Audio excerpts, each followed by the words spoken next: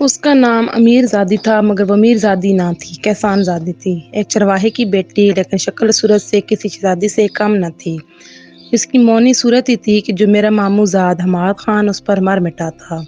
مانی کا بالکل ارادہ نہ تھا کہ وہ امیر کو بہو بنا کر اپنے گھر لے آئے۔ اسے تو اپنی بھانجی خان زادی کو بہو بنانے کا ارمان تھا، لیکن ہمارے ماموں نے اس کا یہ خواب خاک میں ملا دیا۔ ان کو بیوی کے رشتہ دار ایک آنکھ نہ بھاتے تھے۔ یہ ہر وقت ماموں کے گھر آتے رہتے، جب آتے کئی دن ٹک جاتے اور لوٹ جانے کا نام نہ لیتے۔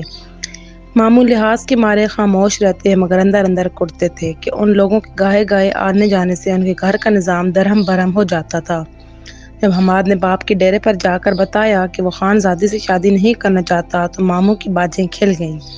وہ کب چاہتے تھے کہ بیوی کی بھانجی بہو بن کر گھر میں آ جائے۔ حماد خان بیٹا تو ہوں، بتا پھر کہاں تمہارا رشتہ کروں؟ بابا جان، میرو آپ کو کیسی لگتی ہے؟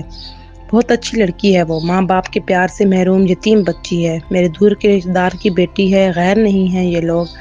اس کے چچا صاحب داد خان سے جا کر بات کرتا ہوں، مجھے امید ہے کہ اس کا رشتہ ہمیں دے دے گا۔ اگر امیر زادی کے بدلے 50 پیڑے بھی مانگے تو میں دے دوں گا، لیکن تیری خوشی ضرور پوری کروں گا۔ محبت خان نے کہا، تو پھر بات کرو نا بابا جان چاچا صاحب سے۔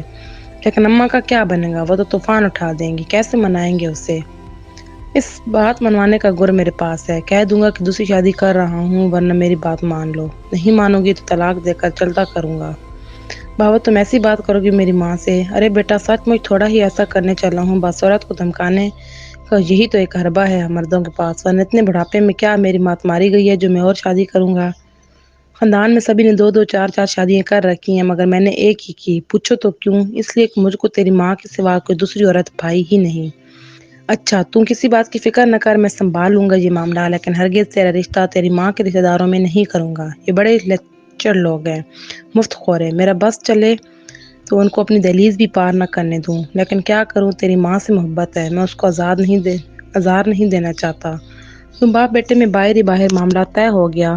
حماد کے بابا میرے والد کے پاس آئے، کہا کہ تم رشتہ لے کر امیر بی بی کے گھر جاؤ اور اس کے چاچا چاچی سے بات کرو جنہوں نے اس کو پالا ہے۔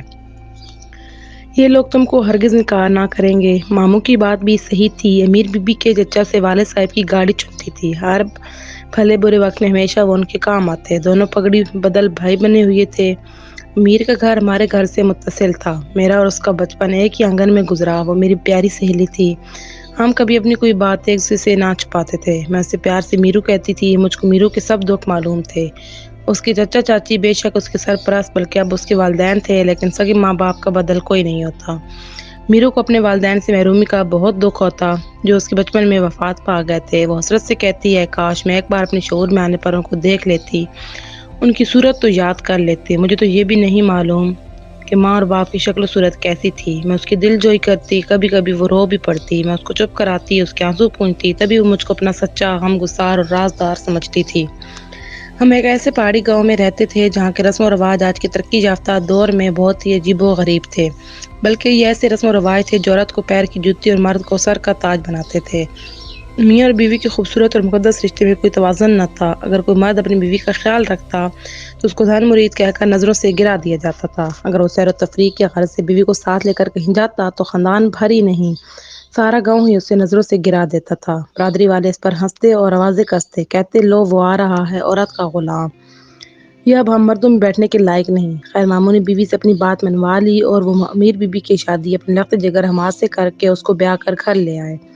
حماد کی تو وہ چاہت تھی، وہ میرو سے بہت پیار کرتا تھا، مگر گھر والوں سے چھپ کر سب کے سامنے درستی سے اس کے ساتھ ہم کلام ہوتا تھا، کیونکہ ہمارے علاقے میں یہ رواج صدیوں سے چلا آ رہا تھا کہ جب تک مرد اپنی دلہن کو مار پیٹ نہ لے وہ کچہری میں گردن اونچی کر کے نہیں بیٹھ سکتا تھا۔ یہاں تو دوسری شادی کرنے والے مرد کی بھی پیٹ ٹھونکی جاتی تھی، اس کو شاباش دی جاتی تھی۔ ہمارے یہاں مردوں دو عورتوں کی گلہبانی سے ہی معاشرے میں قیام پاتے ہیں۔ جس مرد کی جتنی زیادہ بیوی ہوتی ہیں اسی قدر وہ زیادہ قابل تحسین اور احترام کی نظر سے دیکھا جاتا۔ اگر کوئی عورت اپنے شوہر کے دل میں گھر کر لیتی، ایسے مرد کی تو شامت ہی آ جاتی تھی کہ وہ گھر والوں کے سامنے بیوی سے پیار کی بات تک نہیں کر سکتا تھا۔ اب یہی حالات میرو کے ہوئے، اگرچہ وہ شوہر کی خدمت گزار اور ساس سسر کی فرما بردار تھی، پھر بھی سسرال میں ہر کسی سے دبکی پھرتی، تیز بخار میں بھی گھر کے کام نپٹاتی، تب بھی شوہر اس کے ساتھ نرم لہجے میں مخاطب ہو سکتا تھا اور نہ گھر والوں کے ڈر سے اس کو آرام کرنے کو کہہ سکتا تھا۔ حماد کو دن بھر ماں بہنوں کے سامنے بیوی سے درست لہجے میں بات کرنا پڑتی اور رات کو میرو سے ہاتھ جوڑ کر معافی مانگتا تھا۔ منہ پھلا لیتی تو اس کے پیر پکڑ لیتا، کہتا میرو تو جانتی ہے اگر میں تجھے سب کے سامنے تحکامانہ لہجے میں بات نہ کروں، تجھ پر حکم نہ چلاؤں تو ماں ایک دن بھی مجھے اور تجھے سکون سے گھر میں نہ رہنے دے گی۔ زیادہ تو نہیں تو نے اصرار کیا اور میں نے تیری بات مان لی، تو وہ طلاق لانے سے بھی نہ روکے گی۔ بس تو صبر سے یہ دن گزار دے، جب ہمارے 2-4 بچے ہو جائیں گے تب بس زمین اور غلہ بانٹ دیں گے، تب ہم علیحدہ ہو جائیں گے۔ ابھی اگر میں علیحدہ گھر میں رہنے کی بات کروں گا، یہ لوگ میری دوسری شادی کرا دیں گے اور تجھے تیرے چچا کے گھر بھجوا دیں گے، تب تیری چاچی بھی تجھ کو نہ رکھے گی، کہاں جائے گی تو؟ میرے گھر والے یہی سوچیں گے کہ میرو ہمارے بیٹے کو علیحدہ گھر میں رہنے پر اکساتی ہے۔ کیا تو یہ چاہتی ہے کہ میں یہاں سے نکل جاؤں یا برادری والے ہماری محبت سے جل کر میری دوسری شادی کرا دیں؟ میرو یہ بھی سوچتی کہ یہ سچ ہی تو کہتا ہے بیچارہ، یہ کالے پہاڑوں کے رہنے والے دکے نوسی لائم لوگ، اگر میں نے ہوش سے کام نہ لیا تو 100 آتے کیا دیر لگے گی؟ بس میرو چپ چاپ غلامی کی چکی میں پستی رہی، جانوروں کے لیے گھاس اکٹھا کرتی، تندور پر اتنے بڑے کنبے کے لیے 40-50 روٹیاں تھوپتی، گھر کے ہر فرد کی خدمت کرتی کہ یہاں بہو لائے ہی اسی لیے تھے، تبھی تو لڑکی کے وارث بیٹی کے رشتے کے بعد 150 بھیڑ بکریاں لے لیتے تھے کہ سسرال میں ٹکی رہے، اور سسرالی بھی یہ سودا خوشی سے طے کر لیتے کہ لڑکی کے ساتھ یہاں جو سلوک ہو اس کے وارث سر نہ اٹھا سکیں۔ میرو کام سے تھک جاتی تو کبھی روتی کبھی آنسو پی جاتی، مگر زبان سے ایک لفظ نہ کہتی۔ اللہ نے صبر کا اجر دیا، میرو کے 4 بیٹے ہو گئے۔ اب وہ بیٹوں والی ماں تھی، بیٹے جو ایسی نعمت تھے جن کے ہونے سے سسرال میں عزت کی، عورت کی قدر و قیمت بڑھ جاتی تھی، اور سب دکھ بھول کر ان کی پرورش میں کھو گئی۔ شوہر کی طرف سے بھی دل ٹھنڈا تھا، پیار تو کرتا تھا مگر سب کے سامنے میٹھا نہ بول سکتا تھا، لیکن اکیلے میں ضرور دل جوئی کرتا۔ اکثر رات کو سب سے چھپا کر کبھی اخروٹ کبھی چلغوزے کا پوڑا لے آتا، کبھی خوشبودار پھولوں کے گجرے چھپا کر مٹی کی خالی ہانڈی میں رکھ دیتا اور رات کو ان سے میرو کی کلائیاں سجا دیتا۔ صبح اٹھتی تو ساس کے جاگنے سے پہلے ہی یہ مرجھائے ہوئے پھولوں کے گجرے صندوق میں چھپا دیتی، کہیں ان کی خوشبو سانس صندوق کے نتنوں تک نہ پہنچ جائے۔ ایک روز اس کی سانس نے 3 گایوں کا دودھ دو کر بھری ہوئی بالٹی کمرے میں رکھی اور خود جٹھانی کے گھر چلی گئی۔ میرو کا چھوٹا لڑکا رونے لگا کہ مجھ کو دودھ دے دو، وہ بولی ذرا صبر کر، دادی کو آ لینے دے، وہ اپنے ہاتھ سے سب کو بانٹے گی، ہمیں بھی دے گی۔ لڑکے کو بھوک لگی تھی، وہ نہ مانا، ضد کرنے لگا۔ ماں صحن میں گئی تو بچے نے گلاس میں بالٹی سے دودھ نکالا اور پینے لگا۔ میرو کمرے میں واپس لوٹی، اس کے ہاتھ سے گلاس چھیننے لگی لیکن وہ تقریباً سارا دودھ پی چکا تھا، گلاس میں 2 گھونٹ باقی تھے۔ لڑکا گلاس ماں کو تھما کر باہر بھاگ گیا۔ یہ سوچنے لگی کہ اب یہ جو جھوٹے 2 گھونٹ بالٹی میں نہ ملاؤں، گرانا بھی ٹھیک نہ تھا، سو اس نے بچے کے بچے ہوئے دودھ کو خود ہی پی لیا۔ شمعی قسمت، اسی دم اس کی سانس کمرے میں داخل ہوئی۔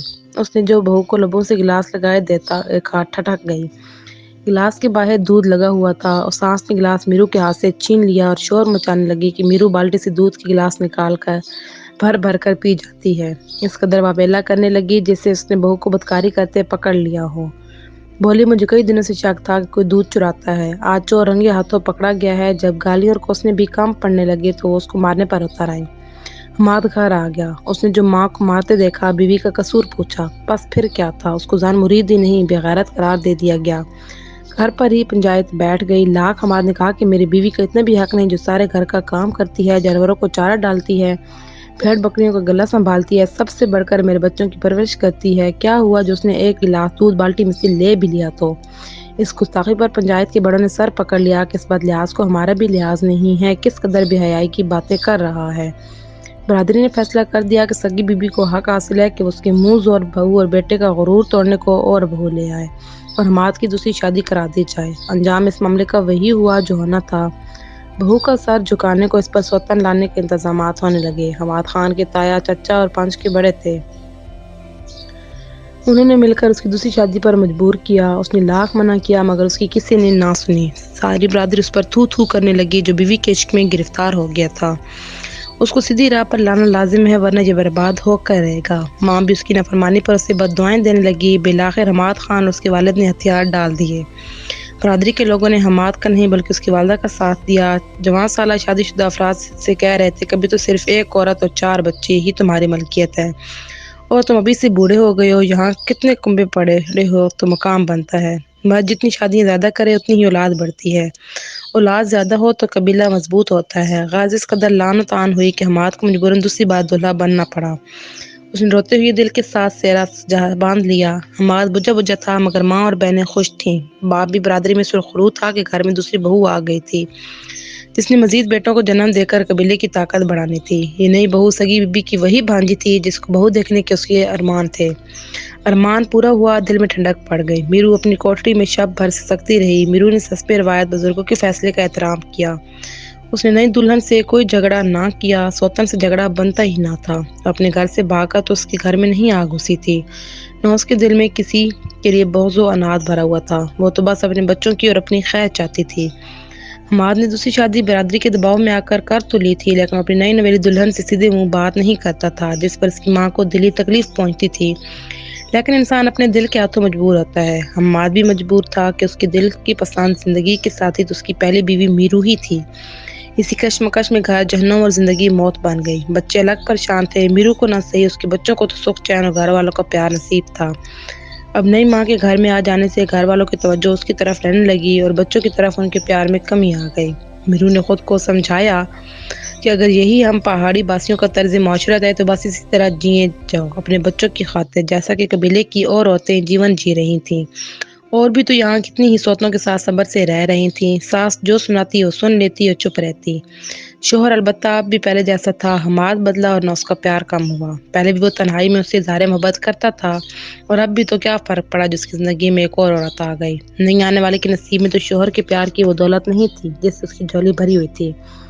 بالآخر ایک اور چال چلی گئی کہ اس کا پیار و غرور سب کچھ چھن گیا۔ قبیلے کے دو رشتہ دار بوڑھی عورتوں نے جو اس کی سوتن کی رشتہ دار تھی، یہ گواہی دے دی کہ جب میرو کی ماں فوت ہوئی تھی تو حماد کی ماں نے اسے 3 ماہ کی بلکتی روتی بچی کو اپنی چھوٹی بیٹی کے جنم لینے کے کچھ عرصہ بعد دے کر اسے اپنا دودھ پلانے کی کوشش کی تھی۔